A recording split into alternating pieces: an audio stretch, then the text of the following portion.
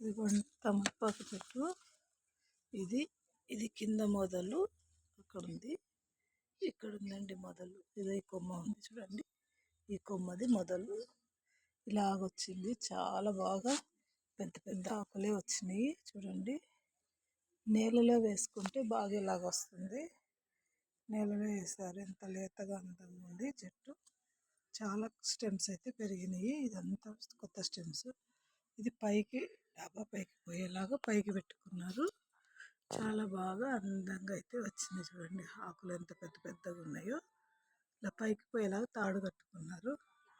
బాగా ఆరోగ్యకరంగా పెరుగుతుంది ఆకు. ఎంత పెద్ద ఆకు వచ్చిందో. ఇవి కొన్ని కారపాకులు ఉంటాయి, కొన్ని మామూలు ఆకులు కూడా ఉంటాయి. ఇవి ఏం చెట్టు మనకు తెలియదు. ఇవి ఎలాగంటే ఇప్పుడు ఇలాగ పెరిగింది కదా, మనం ఇక్కడికి కట్ చేసి స్టెమ్ని ఇవి వచ్చినాయి చూడండి. ఈ రోడ్స్ వచ్చిన వాటిని మనం భూమిలో పెట్టుకుంటే కూడా చక్కగా మనకు కొత్త కొమ్మ, కొత్త స్టెమ్ వస్తుంది. ఇక్కడికి తుంచేసుకోవాలి. ఇక్కడికి తుంచేసుకొని ఇలాగా కొత్త స్టెమ్ పెట్టుకుంటే చక్కగా వస్తుంది. చాలా బాగుంది కదా, పెద్దదిగా ఉంది మొక్క. లేదా మనం ఈ కొమ్మని ఇలాగే భూమిలో పెట్టేసుకున్నా కూడా కొత్త మొక్క వస్తుంది.